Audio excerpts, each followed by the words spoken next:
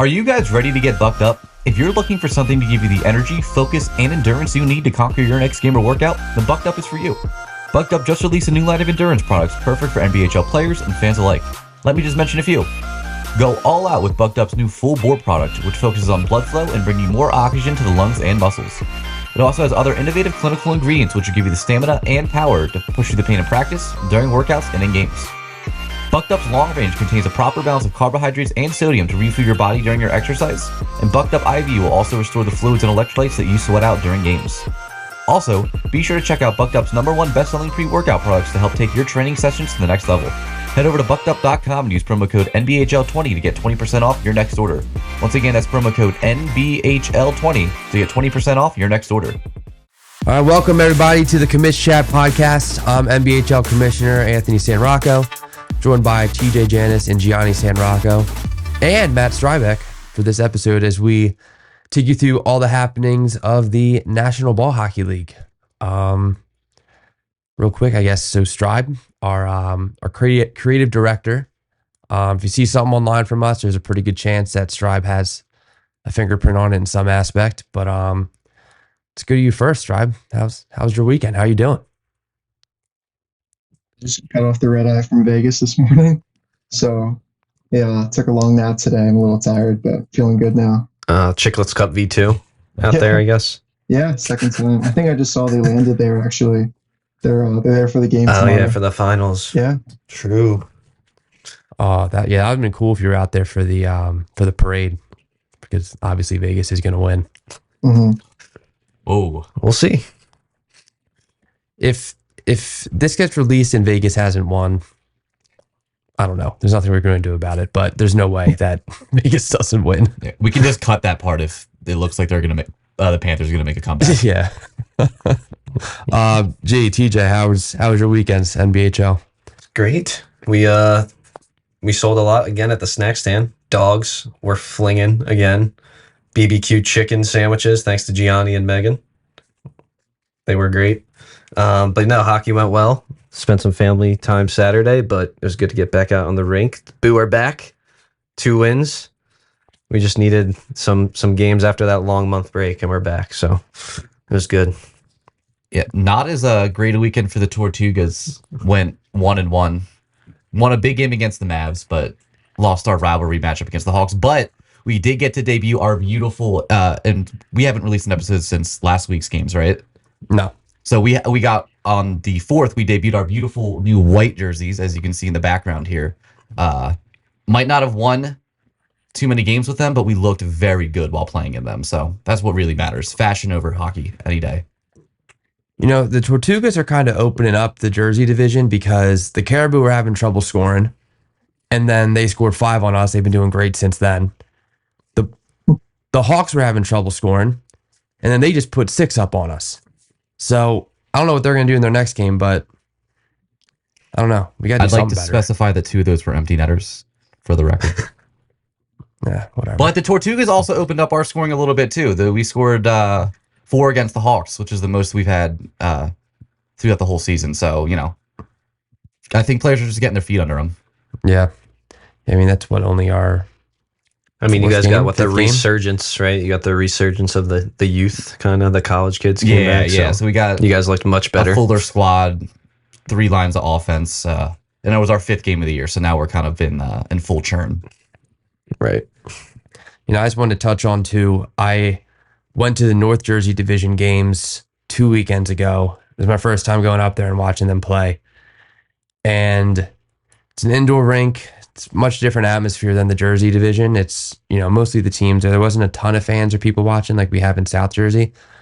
But the games were super intense. The skill level is crazy high. And the best game I saw there was the Hudson Saints versus the Long Island Sound. And the Saints, they finished 2nd in the regular season last year, lost in the semis last year, and didn't even make it to the finals for North Jersey Tier 2. And the Sound are our new team from Long Island, a bunch of young kids, like 18 to 20. They run like crazy.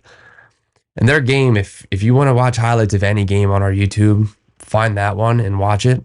Hopefully the camera footage got everything the right way, but it was back and forth. When you thought one team had the momentum, then the other team went and scored right away, then the other team scored. It was just back and forth. It was such a fun game. And Scott Storer, who I play with on graphics, he had the game winner in overtime. He picked a corner, but 5-4 game. It was one of the best games I've probably ever seen in the NBHL. Honestly, it was crazy. But North Jersey, you could make the argument that they have the highest level of skill. Like their high-end skill players in North Jersey are extremely, extremely good.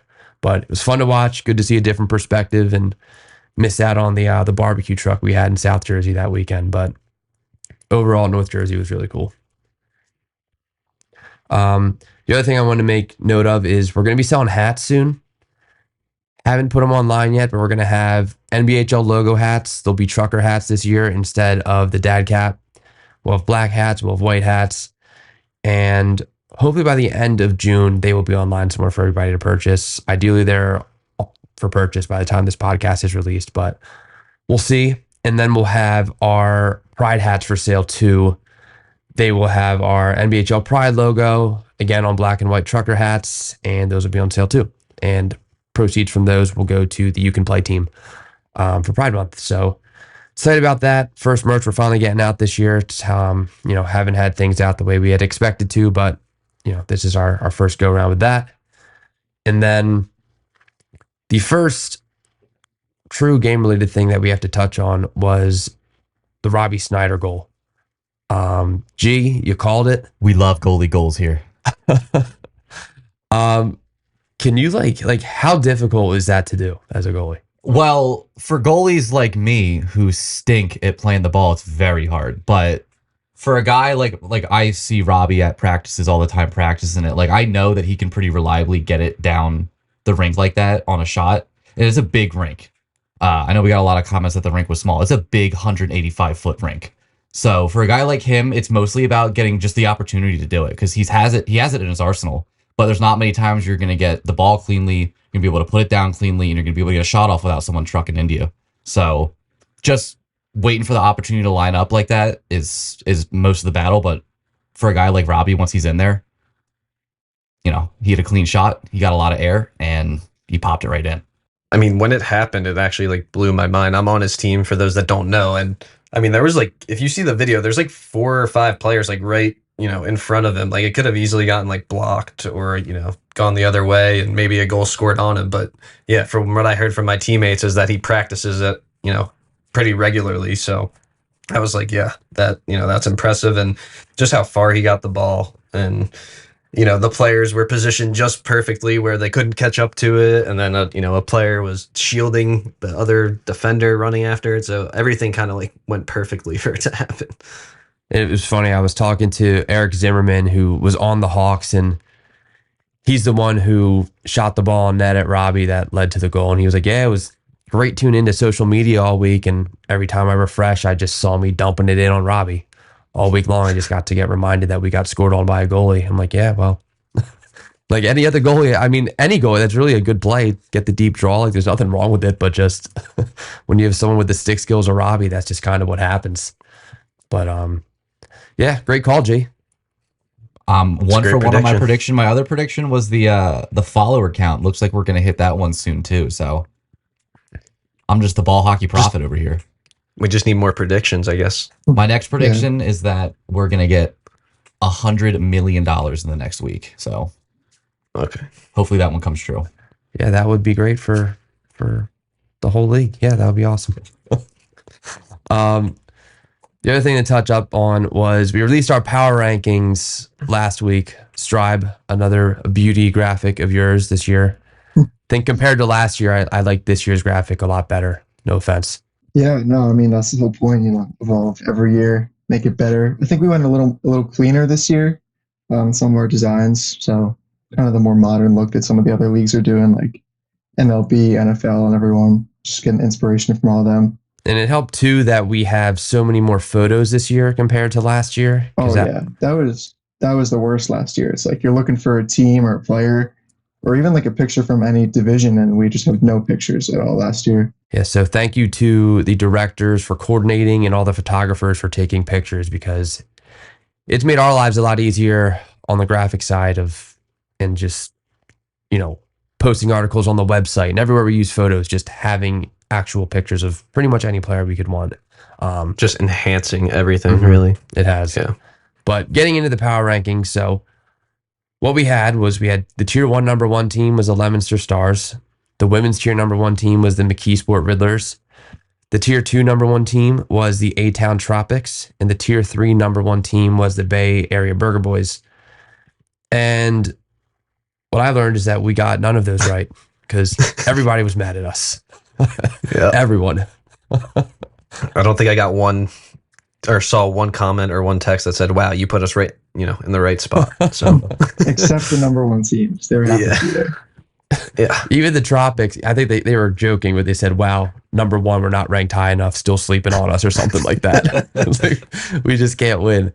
Yeah. So, I mean, there were teams in the top 5 saying they felt disrespected. Like, it was so funny. My phone was blowing up that day, and every comment I was like, "This is crazy." And I know most of them are like, I think a good majority of them are just like playful. There's some that are serious, Yeah. but most of them are people just like, messing around, trying to have fun with it. And it's tough to rank because it's top 25 out of 84 teams. It's a lot of teams. And, again, there's teams that had losing records saying, how are we not in this? And it's, you can't not have a winning record to be in that top 25. Like, you have to. So it was tough. There's a lot of things we took into consideration to do those. And I'm not going to sit here and say we got it right, but I think all things considered, we did it as fair as we possibly could have. yeah. I think it's just a fun thing to remotivate some teams. And I mean, we saw teams right after those got released go out and like win games they probably shouldn't have won. I can't think of the one that comes to mind, but there was a team I was like, wow, that clearly helped you guys out. But yeah, Provide a little motivation for some teams. Yeah. And I think next year we'll just do 10 number 1 seeds for each tier. Everyone else will be ranked number 2, and just stop the controversy. It's just so funny reading all that stuff. But I was thinking, like, we could do like a tiered system, like another tiered system, like top tier, second tier, middle, like lower tier. I don't know. There's other ways we could do it for sure, but I don't know. The power rankings provides, it's fun. It's just fun. yes, Whatever generates the most comments, that's what we'll do. Yeah, and and not just, there were some comments on them about the West Coast teams, and in general, I've spoken with a lot of people that I guess there's like a assumption that the West Coast teams aren't good from some people, and I think I've had the unique experience of I lived in Seattle. I played with the Seattle guys. I lived in Southern California. I played with everybody at Pacific Coast Hockey and in California Tier 2. I lived in San Francisco. I played in the Bash League in San Francisco. So I've gotten to see a lot of these players and teams, and the West Coast. I mean, these guys are amazing. They're extremely talented, very good, very passionate. And if you look at their performances at the Miley Cup, like in 2021, the Wolves, they went all the way to the finals in Tier 2. Last year, the Bashers, they only brought 10 players plus a goalie for the Tier 2 Miley Cup. They finished in 3rd in prelims. But I think anybody here who's ever played in a tournament knows that if you come with only 10 players, your chances of going far are pretty slim. So, their legs wore out. They lost on Sunday, but they did what they had to do on Saturday to at least put them in a position to succeed on Sunday. And then the Burger Boys, they came out for the Tier 3 Miley Cup, and they lost in overtime to the Crowns, who won it all.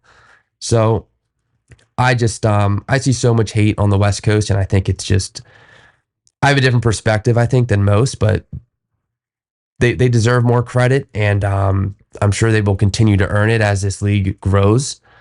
But I don't know, just something I wanted to point out and make note of, because it's something I hear often from players, coaches, people all over the place. It's just very interesting. I think they get a bad rap just because most rinks aren't decks out there, I feel like, and people just assume that they're not good because they're not playing on a deck or something like that. But I think as the game grows and decks are out there, these guys are going to be even better because they're flying to New Jersey and playing on a deck for maybe the first time, or Yeah. the first few times that they've ever played on one and still doing pretty well. So Yeah, and I mean, even just, people don't see them in person. It's tough to get a whole team out to the East Coast, which, obviously the Bashers could, the Cold Snacks couldn't come to the Mila Cup last year, and the Bashers, couldn't, get their full squad to the Mila Cup. So it is what it is, but these teams are good. They're extremely good, and, they deserve some love here. So, yeah, and like TJ said, like we don't see these teams a lot. Like some of these tournaments that are popping up on the West Coast now with people that are making connections from the NBHL and going and playing these tournaments, and they're seeing these guys in person more often. And I've heard from the people that go and play in those tournaments come back saying, oh, you know what? Those guys on the West Coast, they're legit. So, the more exposure and the more times that these teams start coming to the Mila Cup, I think the more and more respect they're going to start gaining.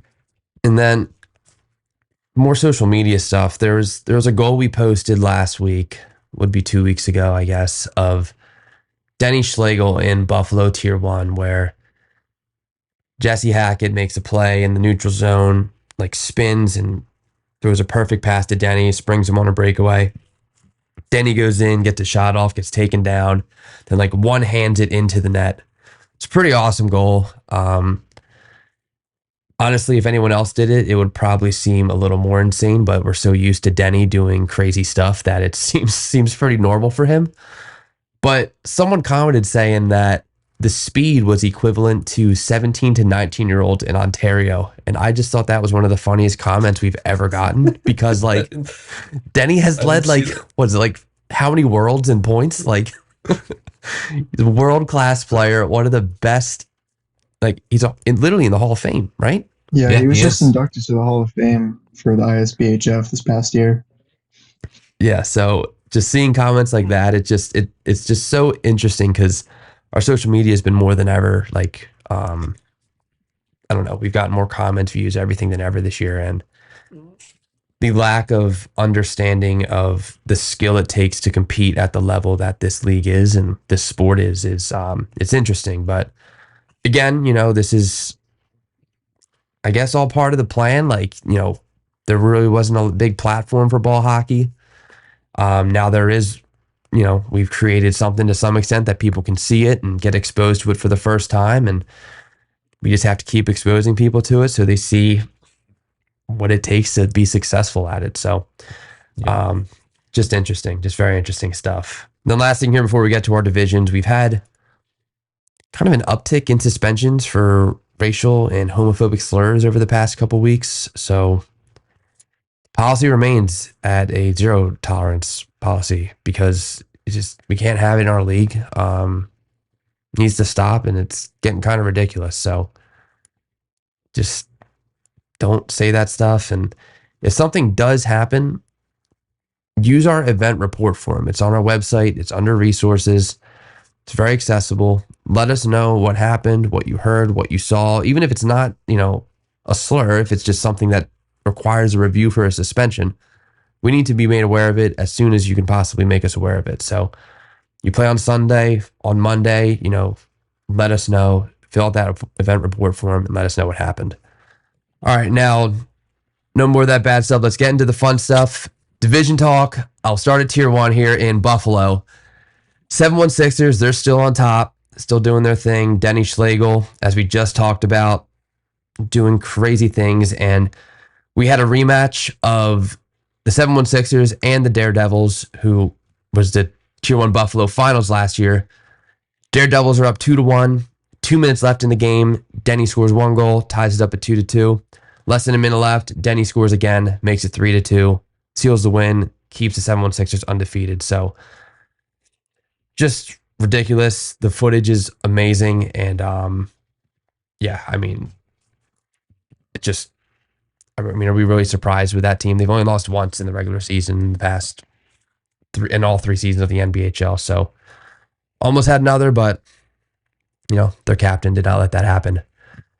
And then Pittsburgh, the Penn Hills Battalion, they finally got their first W. They beat the Imperium in a shootout. And so Richie Lamar, he has played on the Imperium, who have won the Mila Cup the past 2 years in Tier 1. He's been on that roster. He's won it both times. And he's no longer on that team. You know, the salary cap got in the way, and he ended up switching over to the battalion.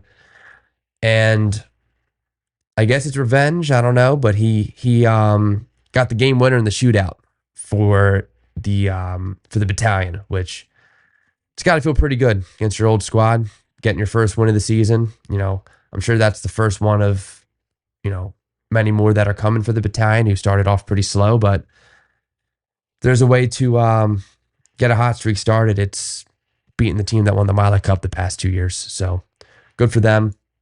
Hopefully they keep moving in that direction. In Massachusetts, the Boston Blackhawks, who I think most of us think of as a defense-first team. They got one of the best goalies in Massachusetts, very strong defensive core, and you know, they're a very, very strong team. And they played Twin City Classics. They had 8 goals. I don't know if they've ever had an 8-goal game, but Dan Berube had 5 of the 8. Have we had a 5-goal game this whole season? I don't even know if we have. I don't think. In the past for sure, but I don't think this season. I don't know if we have. Maybe we've had 1, maybe we've had 2. If we have, tell us that we're wrong, but 5-goal game, it's got to be the first in Mass Tier 1, and a pretty big offensive explosion for the Blackhawks, which is, you know, great for them. They're sitting in third place right now. Yeah, that's probably the first 5-goal game in Tier 1 at the minimum, right? No, you know what?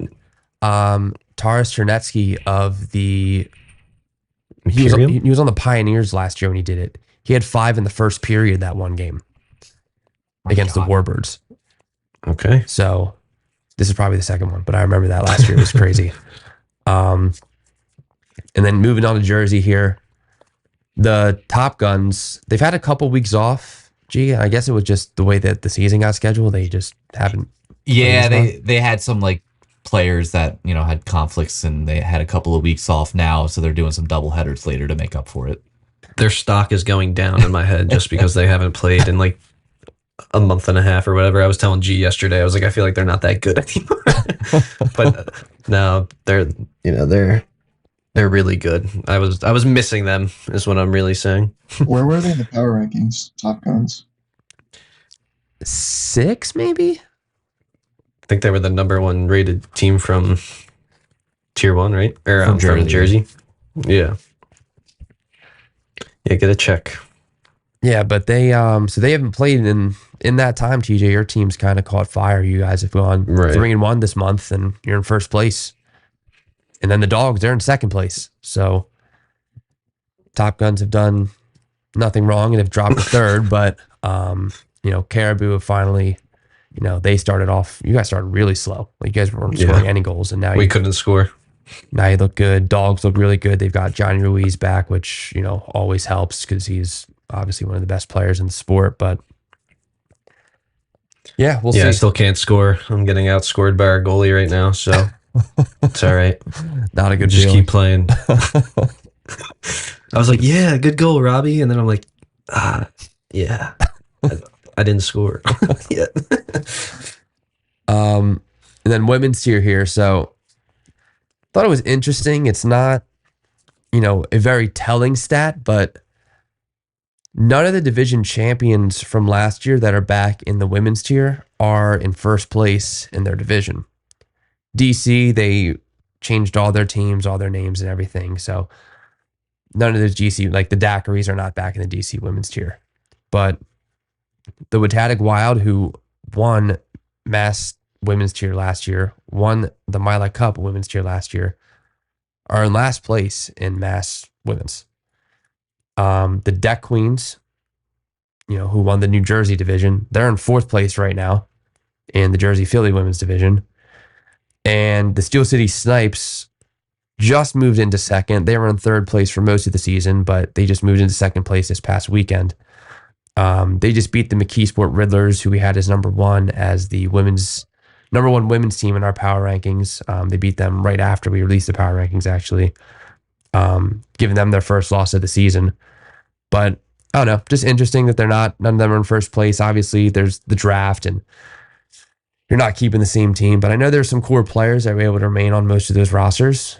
But yeah, looking like some new teams at the top in women's, because we've got the Cavalry and Jersey Philly women's who are 6-0.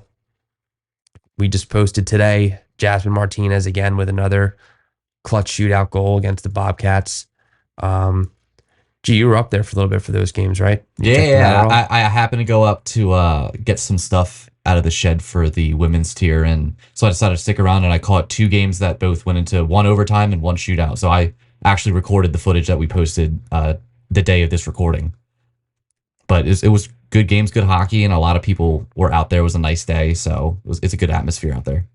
And then in Mass Women's, we were talking about the Bay State Blaze, who had 11 goals their last weekend of games, and then now they're not even in first place anymore. The Nightmares, they're in first place, and they shut out the Blaze after them scoring pretty much as many goals as some teams scored all last season in Mass Women's in one weekend. So Nightmares on top there.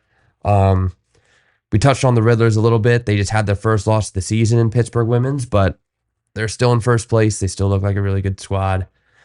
And the DC Divas, again, DC bringing a great team name to the top of their standings. They haven't lost in regulation yet, first place. So obviously a lot of hockey left to play, a lot of things that are going to rearrange. We've seen different teams go up and down the standings in women's all season, but yeah, we'll see how it plays out. And then tier 2 here, starting in Buffalo, the Grim City Reapers, they were undefeated going into this past weekend, and they got their first loss of the season to Where It had looked, they hadn't been themselves the same team that won the division last year leading up to this weekend, but they got 2 big wins. They catapulted up into first place, and it looks like they're finally back where they're used to being, which is one of the dominant teams there in Buffalo. And then of note too, the Buff City Mob, they jumped up into second place. I think they were in last place after opening weekend, and they've just kept winning and winning and winning. So now they're up in second. Like the Reapers, they have 1 loss, but they have the least games played. So they're in 5th place, but they're not really in 5th place. Like they just have less games played. But those, the Reapers were an unexpected team at the top this year, and they're playing well. And that Buffalo division, got a good amount of teams that can win it. And then moving into Cali here, guess we can call him friend of the podcast, Brandon Garneau, flew out to Cali, made his debut in Cali Tier 2 for the South Bay Bruins, Chet Johnson squad. I think him flying out that weekend was pretty strategic because that was the Bruins' first rematch versus Chet Johnson's former squad, the Orange County Wolves. And the Bruins, they beat the Royals. They beat them 3-2. And then they lost to the Wolves 2-1 in a shootout. Sure, it's one they'd like back, but they'll get him again. We'll see what happens. But shout out to to Brandon BG for flying out there, because it's pretty insane, honestly. Yeah, that's dedication. A mass import couldn't get it done in Cali. Then in DC, the Plague, they beat the Gladiators, giving the Gladiators their first loss of the season. Plague had been in the 3rd, 4th spot pretty much all season long in DC, but now they're kind of closing that gap. They had a makeup game they had to do, and they beat the Sparks, that was a finals rematch from last year too. So now they're only 1 point behind the Gladiators, 2 points behind the Hayes, and they're moving up. But Gladiators, yeah, their first loss of the season. Not speaking of first losses, I guess, is the Snipers in Chicago. They are continuing to be dominant. I think they've had like 4 or 5 shutouts in a row. They haven't let up a goal since April 22nd. They've also had some pretty major injuries too. So we've seen the Southsiders dominate that Chicago division the past couple years, and they're not in the league anymore. And the Snipers kind of have taken the throne from them. I mean, they've been nothing short of dominant in that division. They've been outrageously good. Then South Jersey, do we want to talk about the blackout game? What happened last night? The Blackout Bowl. That's what I said to G right away. I said the Blackout Bowl. Yeah, that was not fun. So our last game of the night is Monarchs Hounds. Both are battling for playoff positions. They need this win really bad. There's about 3 minutes left in the third period, and the lights go out. The rink. So we stop the game, make some calls, get the lights turned back on. Game resumes, and I don't think I even mentioned the game's tied 2-2. So game resumes. We have a face-off. The Hounds win the face-off. Go to the middle. Brian Stickney scores. Now it's like 15 seconds off the clock. They're walking back to center rink to, have the draw. Lights go out again. So just a really sucky situation we've got to manage here and figure out how we're going to handle it. But we'll replay we won't replay it. We will finish that game, 1-goal game with that little time remaining in a game that's extremely meaningful for both teams. But And the other thing too that you didn't mention is that the lights take like 15 minutes to come back on because they're the big, lights that you have for the rinks and on these big bulbs. And when they shut off, they take a while to cool down and get back up to speed when they're done. So once the light shut out the first time, we were like, all right, well, we can all take 15, get this game finished, wait for them to turn back on. But then when it came out the second time, it was just like, all right. It was like 10:30. We were just like, we're going. Everyone's like, we're going home. We're gonna do this later. Yeah. Yeah, that was not fun. Felt bad. Last couple tier 2s to touch up on is Mass Tier 2, the Mill City Warriors. We talked about them on one of our first episodes, how they went 0-2 their opening weekend. It was a really rough start for them. They've kind of recovered from that. They've won 5 of their last 6. They're in third place now behind the Tropics and the Norsemen. So they're on the way up. And then in Pittsburgh, the Militia and Bantams, they're still first and second. But the wild card team in that division is the Apocalypse. They're undefeated. They're in fourth place. They've just played less games. They beat the Magic. They beat the Revenge. So they've beaten some really good teams. The Revenge are another one of those new teams in Pittsburgh that have looked really good. But that's another one that's wide open.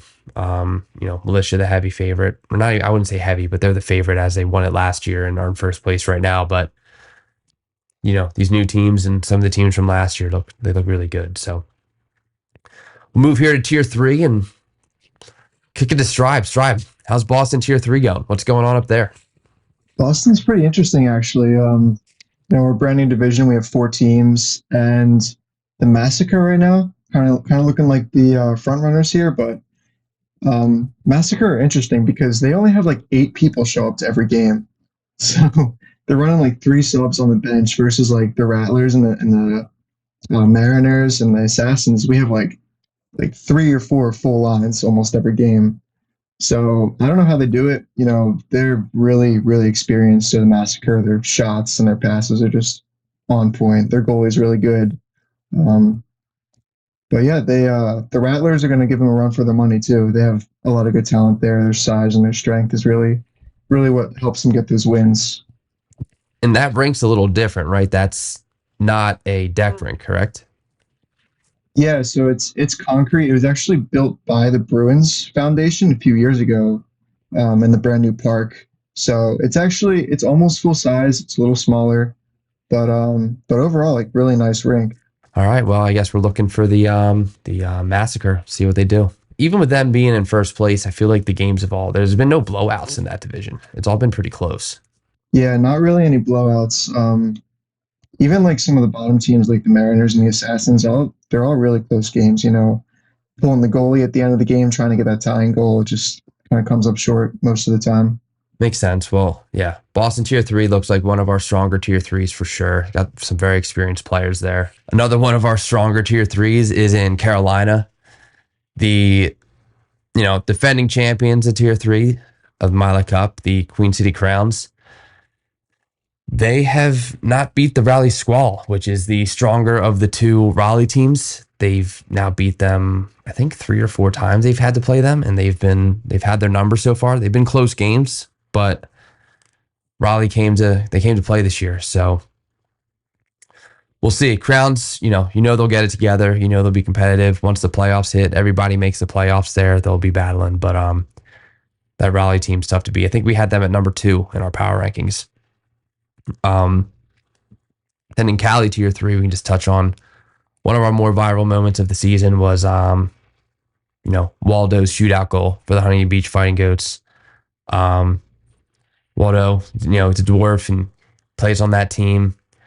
Got a shootout opportunity, took his time getting down to the net, winds up, goes bottom corner, and it was just awesome. It was so cool for him. I was very happy for him. He's a really good dude. So great for Waldo. And I mean, I think everybody in California kind of embraced that moment. Yeah, it was a good feel-good moment around the league. I know, some people in the comments were like super happy for him, so it was good to see. And I mean, it was a nice shot. Texas, they just had games this past weekend. They're second of 3 total weekends they play. And we had the Marksmen 5-0 after that first weekend of games. And then the Rougarou played at their home rink. They played actually in a stadium for the Shreveport Mudbugs? Yes, the Mudbugs. What a name. Yeah, it's a hell of a name. Sounds like an NBHL team name, honestly. It probably will be, because if someone hears this. But yeah, the Rougarou took the number 1 spot back. They beat the Marksmen twice. And, Red River Hot Sauce, as they were last year, Rougarou this year, have always been one of the best teams in that Texas division. So back at number 1.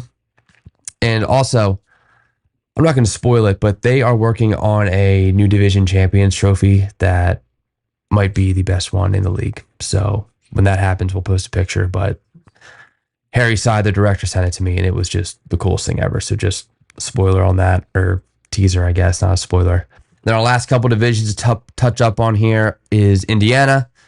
The Mastodons, the Midwestern Mastodons, last time they played the Donkeys, the battle of the Dons and the Donks, as they called it.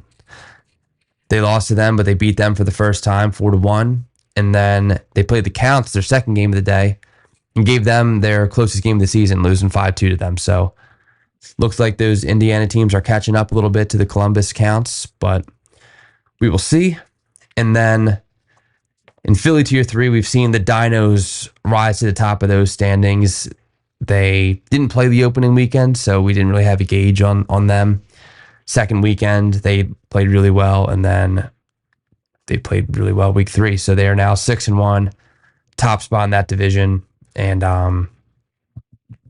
they look really strong. They look very, very strong. Yeah, I did some chit-chatting with some of the guys from Philly Tier 3. They came over and watched our games, and they were talking about how good that Dinos team played. And they're a tournament team. They play together in, the cool hockey event and some of the local tournaments. And they were saying, it shows, like, having that pre-chemistry before the season, it goes a long way to, might be the difference between 1 or 2 goals in the game, but 1 or 2 goals is the difference between winning or losing. Milik Hockey is your leading provider in ball hockey equipment and proud sponsor of the National Ball Hockey League. Milik has been around for 50 plus years, pioneering the sport of off-ice hockey, creating the iconic orange ball, which is the most used and recognized ball around the world. Milik's 811 and 814 hockey nets are the perfect tool to help hone your skills at home. The 811 is a full-size regulation steel goal, while the 814 is a little smaller at 52 inches for the younger players. Both are steel and durable, and if taken care of properly, will last you for years. To check out the 811 and the 814 nets and all the other products Milik has to offer, head over to Milik.com and use promo code Commish Chat at checkout for 15% off. Once again, that's promo code Commish Chat, COMMISHCHAT, at checkout for 15% off. All right, and now they're done with the divisions. The moment we have all been waiting for, the exclusive, highly anticipated interview with our creative director, Matt Streibich.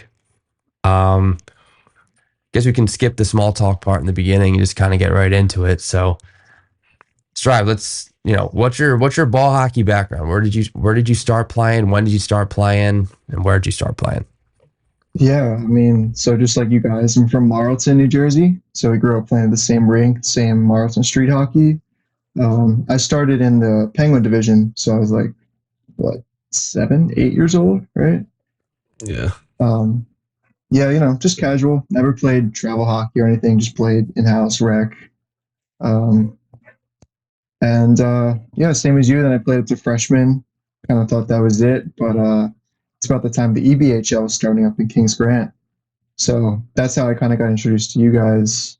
Wait, you never played tournament hockey? I never played tournament hockey. No. Wait, I didn't know that. Was the Deer your first ever tournament hockey? Yeah. Wow. I didn't know that. Yeah. I think I tried out like my last year cadet or something because I Right. started. I don't know. I started to get a little bit better. Thought like, oh, maybe I'll play this year. I think I got put on like the C team or something because like nobody knew me. Right? They're like, who is this Right. kid? Like he's all right, I guess. And then I'm like, no, like I'm not playing. So on the C team, which actually was coached by Bobby Jones. And then I started, playing Marlton in Dogs Tansboro. coach. Yeah, I started playing in Tansboro with Bobby Jones, and he's like, "Oh, like if I had known you back then, like, we would have loved to have you on Yeah. the team."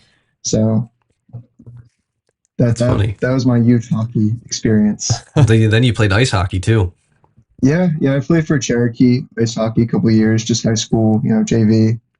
Made some Yep. good friends in that. A lot of ball hockey players actually on the JV team there.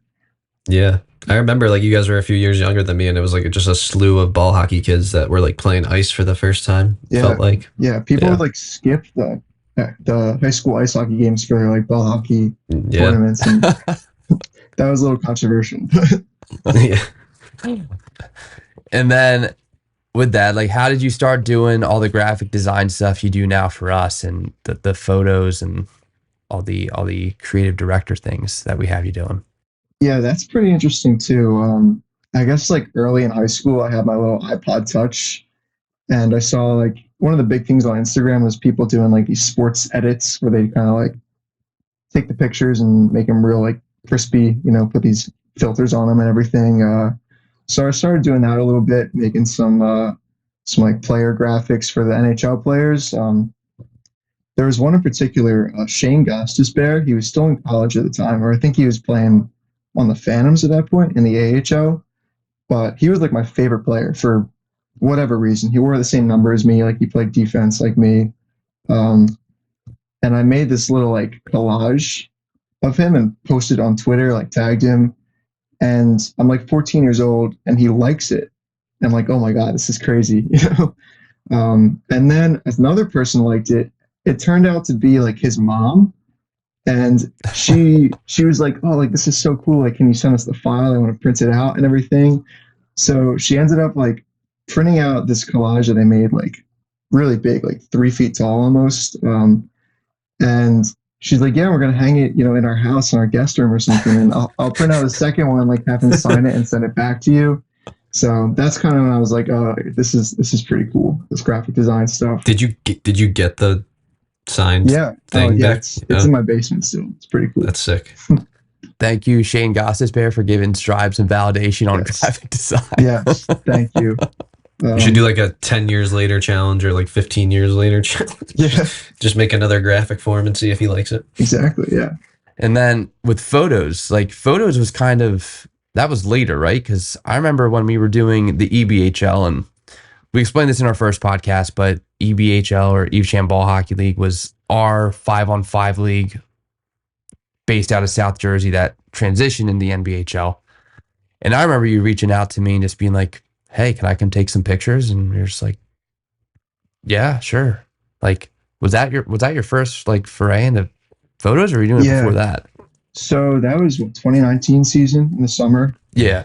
I really just started picking up photography like a few months before that, or like the year before that, early when I was in college. And so I did a little bit. I'm like, oh, I want to try out sports photography. But I think the real part of the story was like, I was still at school up until like halfway through the season. And I was trying to come back and get on a team, but you're like, oh, it's already almost playoffs, so we can't get you on a team. So I'm like, all right, like I'll probably come out to watch the games. Like, could I bring my camera? Like maybe try to take some pictures. And you gave me the go ahead. So the rest is history, pretty much. The rest is history, baby. You took the picture of G shooting like the water bottle pic, right? That's a picture you use Yeah. everywhere, G, right? That's Yeah, it's that's still cool. my all-time favorite pick. I don't use it as much anymore because it was my profile picture for a long time, but Mhm. I remember. Yeah. maybe get it back in the rotation soon. Yeah. And then, so 2019 EBHL, we started transitioning into the NBHL. How did you become like an official part of the NBHL? How did that all happen? I mean, I'm asking Yeah. as if I don't know the story, but No, yeah, you know the story. But let's see. I guess it was what 2020, right? You were gonna launch the NBHL, yeah. and so I don't know. I was probably asking if you were doing like some kind of winter classic that season, like 2019 into 2020 that winter, and you're like, no, but we're actually thinking of doing like a national. You know, we're getting set to start our national league. I'm like, oh, it's really cool. You know, let me know if you need any pictures or whatever. I was home at the time because I was getting ready to like go abroad for the semester, so I was home longer. And it's like February, so I'm thinking like, oh, you know, you guys are launching this thing. Like, I'm kind of getting into videography. Like, do you want me to shoot like a promo video for you or something? So we got a couple of the guys in New Jersey, like brought them out to the rink. It was like 70 degrees one day in February. Shot like a nice little promo video. I had never done anything like that before. I had to teach myself, like I literally taught myself everything on the fly, all like the editing software. But honestly, came out pretty well for a first try. You know, I think we're all happy with it. And I was impressed with myself. It's probably one of our best like videos to date still, easily. Yeah. Like we need more of those. Yeah. No, it was fun. Yeah. But even then, like kind of around the same time, I guess a little bit after, you were starting to do some of those Q&A graphics of the players. I think who was the Hawks goalie? Murata. I think Murata was the first one. Pavlik, you did one, I think. I remember. And that was Yeah, EBHL. Tyler. Was that EBHL Yeah, one? yeah. Yeah. So you were sending me some of those, and like, oh, you know, I have a little experience in graphic design, so I was just kind of giving you like feedback, like, oh, I think maybe You were could like, do yeah, this. you're doing all right, but I can do this way better. Stop. No. I was just giving my honest opinion. But yeah, I was like, oh, I could try one if you want. So then you let me try some. And again, it looked really much better than I thought it would, honestly. I think I was just impressing myself, honestly, with everything I was doing. So glad to have the opportunity. So how do you describe what your role is in the NBHL? Because you do so many things and it's developed so much between, you know, more than just graphics and, you know, management and, you know, even running a division, but like just Yeah. to sum it all up, I definitely. guess. It's definitely evolved a lot. I guess the way I kind of explain it is I like to kind of create like the outward image of the league, you know, try to make it as like polished as possible. You guys do all the back end stuff, which is so important. And I just kind of like take that and just kind of like put a little cover on it and make it look nice for the public. So I don't know, that's just like generally what I try to do. You know, make sure that everyone who's also doing those parts just kind of manage that and under one umbrella, make sure it's all cohesive.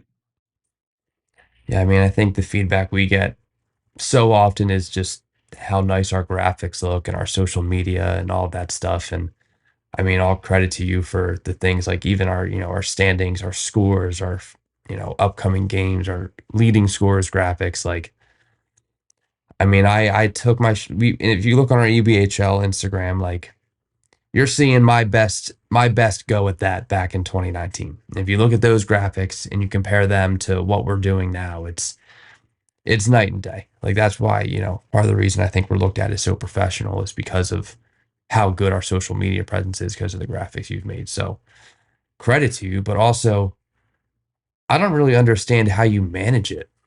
Like, and we'll get into this after, but like between like our role with us and just living life and working full time, running the Boston division, doing stuff for USA ball hockey, like how do you manage all of that? It's like a crazy amount of work, it seems. Yeah, it's a lot. So I just graduated from college last May, so it's been a year now. When I was in school, it was still a lot. Like I'd be up until like midnight, 1 a.m. sometimes after my homework, still doing graphics, which was fun because like I enjoyed it. You know, I didn't have to wake up early, go to class late. I know we had a lot of our meetings weekly. That was always fun. So I guess the way I look at this, like the NBHL for me, it's kind of more of like a hobby, like enjoyment. It's not really work. So I do my work, my school in the past, and then I come home, you know, do what I have to, go grocery shopping, go to the gym, and just kind of like settle in for the night, you know, put a hockey game on, just sit on the couch, just do some graphics just for fun. You've also taken the role you had with us and applied it to USA Ball Hockey. You went to the World Championships. I loved watching the streams and seeing you on the bench and just taking photos and stuff. I thought it was so cool. But can you just like take us through that experience and your role with them too, with USA Ball Hockey? Yeah. So that's all thanks to Corey Hirsch. He's the president of USA Ball Hockey, but I met him at the first Miley Cup, and we hit it off immediately. He loved what I did. I loved what he was doing with USA. So when I had the chance, or when the opportunity came up, he's like, "Hey, we're going.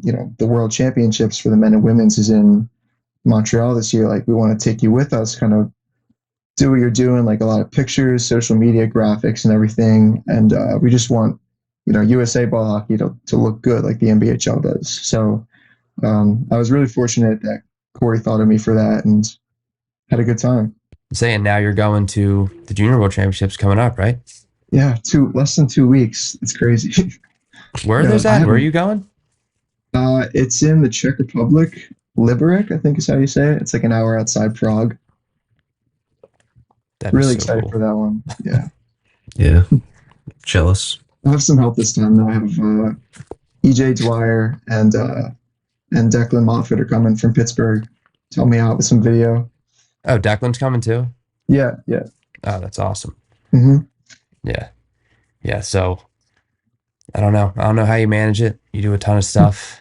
I mean, the only other thing I was just like, what do you see as the next step up in NBHL graphics? Like right now we have, we post our reels, we post videos, we post, weekly graphics where Mike Giuliano's come on board to do some of those for us. And I feel like we've taken steps forward every single year in like the quality and how they've looked. I guess it's just like, what is next / like, what can we be improving on for the future?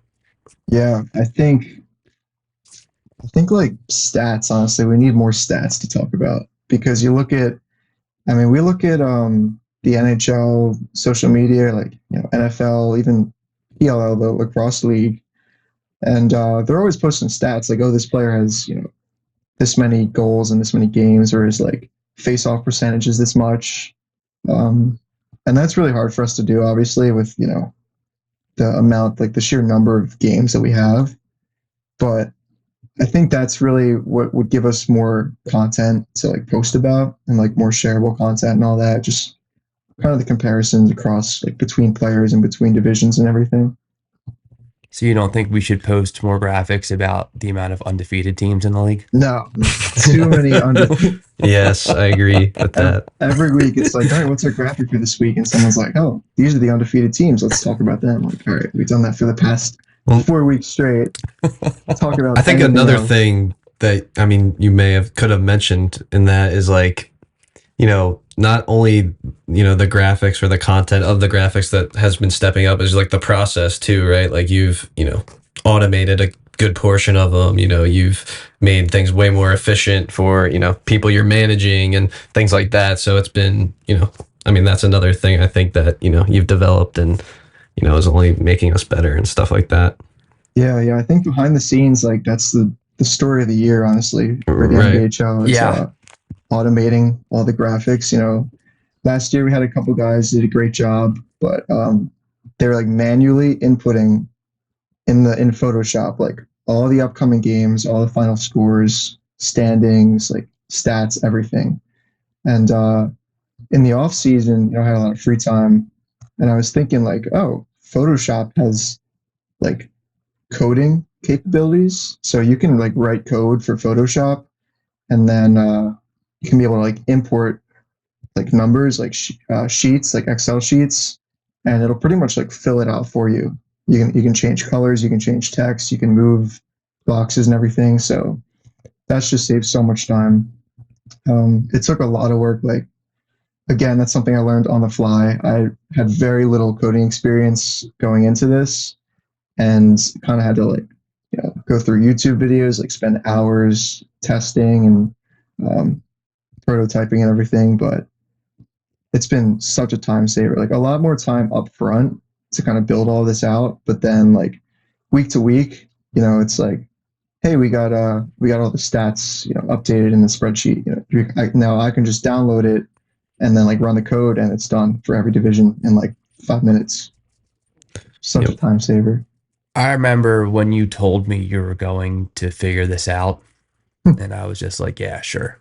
Like, I'll believe it when I see it. Like, I was encouraging. I wanted you to do it, but I was like, I know nothing about code, like literally nothing. I looked at like a couple things online, like just very quickly. I gave like a 5-minute Google search into like coding and stuff. I'm like, this is a different language to me. There's just no shot I could ever do this. So, but I remember one day I don't know if you called me or FaceTime me, and you're like, hey, I did it. And I was like, no, you didn't. And then you showed me your screen, and you just like pressed enter, and then all these graphics were made. And I was like, Stribe, you are a genius. This is crazy. I know, it's insane. It'll take, so what I do is I make templates for all this, and then I'll like duplicate it for every division, change the emblem, have a script for that.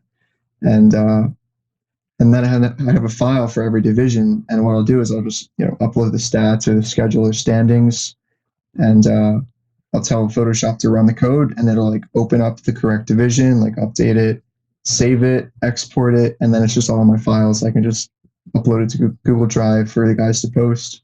It is crazy that I didn't even, because Gianni, you and I had spoken about it a couple years ago. Like when we first started, like this looks like something we could do, but then we had talked about it as like an abstract idea that someone smarter than us could maybe figure out, and then came along Stribe and was the smarter person that could figure it out.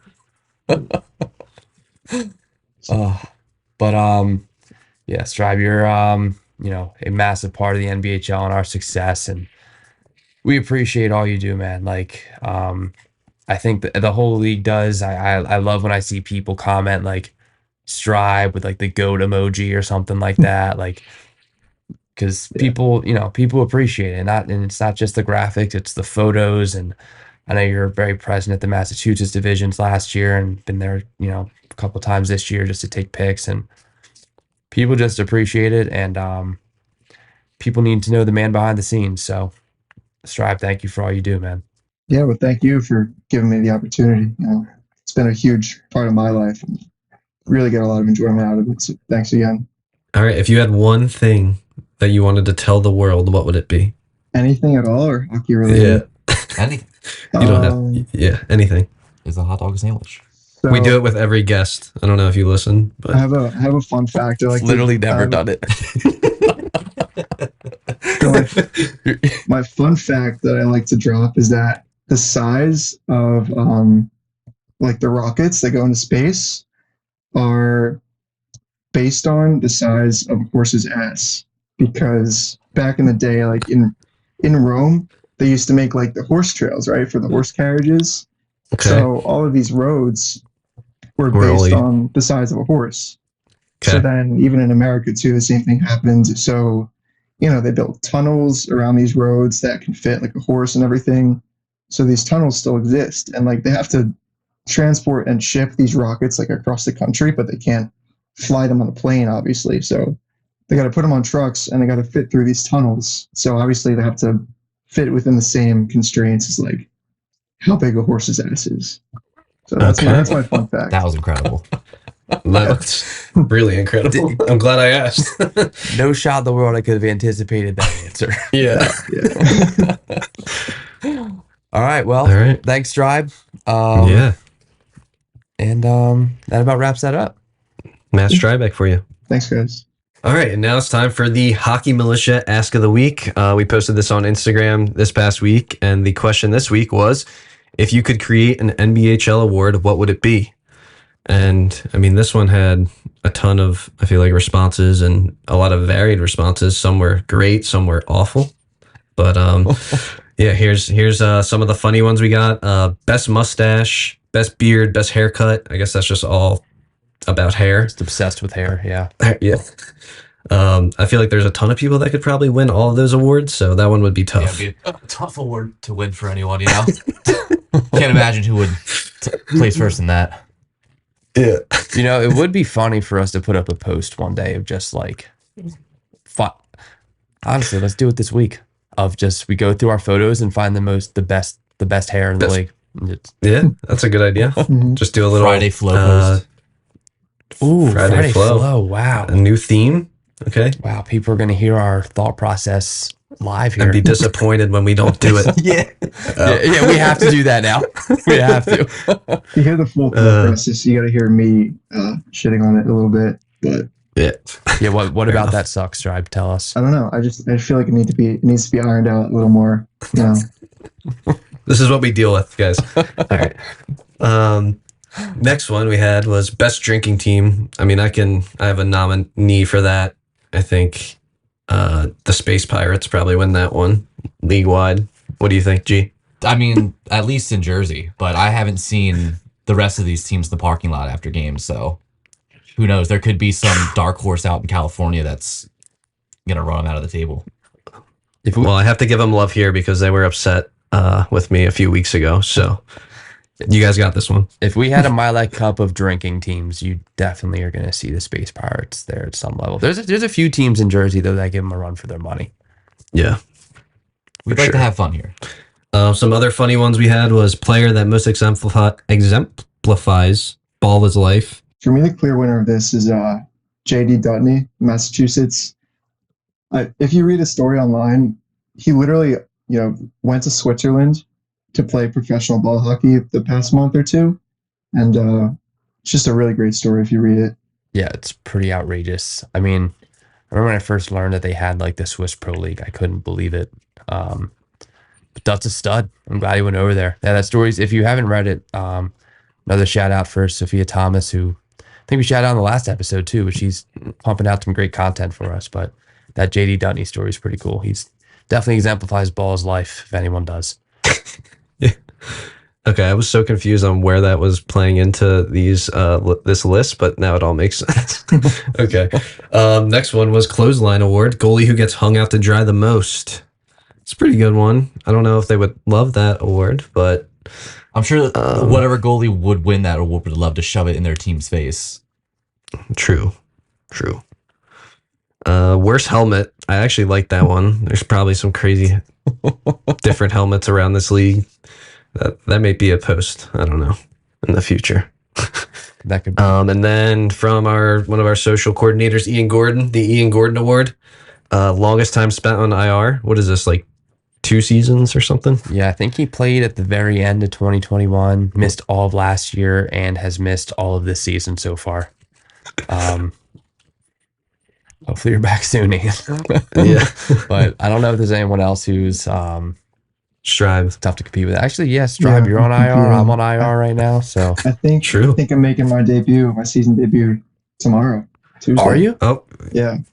cook up a graphic for that. Yeah, we have a really short roster tomorrow, so I gotta show up.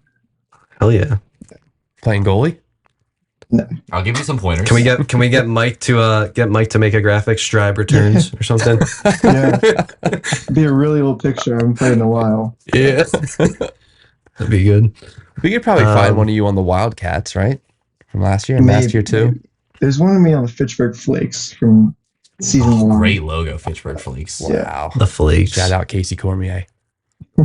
Back to the awards, some serious ones that were, really good actually. Best social media team, which we had talked about a few times over the past 2 years, I feel like, which we probably could do that this year.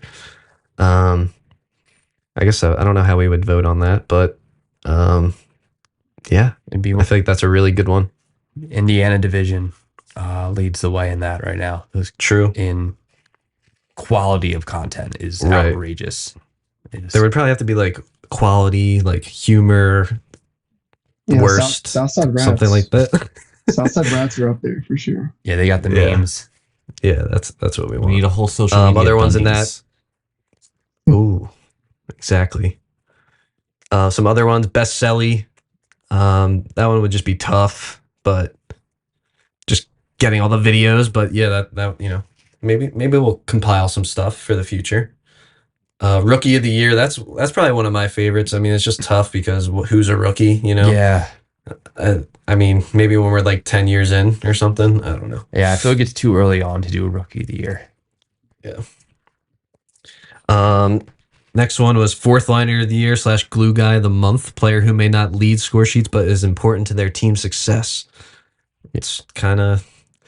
I liked the phrasing glue guy of the month. I thought that was cool. It was also very specific of the months. Sponsored by Elmer's. Yeah. Yeah. Maybe hopefully they're listening. I think it's a pretty good shot they're listening. So Elmer's, if you hear this, let us know. Yeah. All right. Next one was like a Lady Bing / sportsmanship award.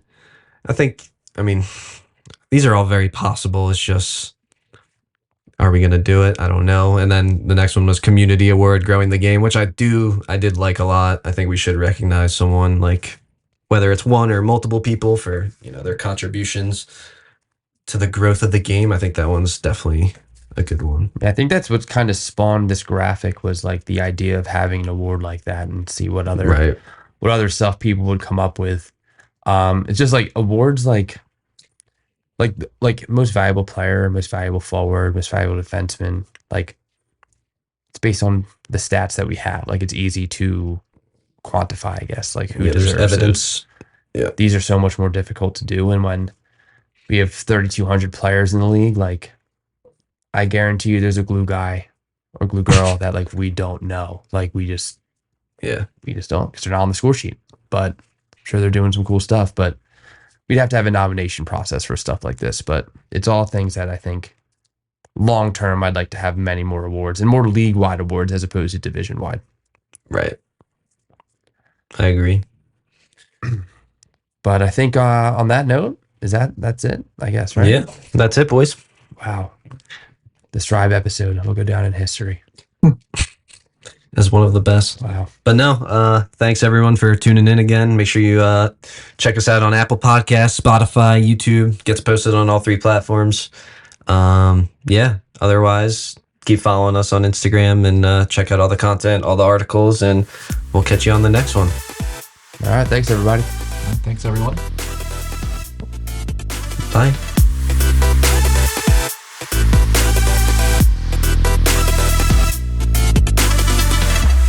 Wow, Stribe, you don't say thank you? Unbelievable. Oh, sorry. Thanks, No, everyone. I'm kidding. Bye.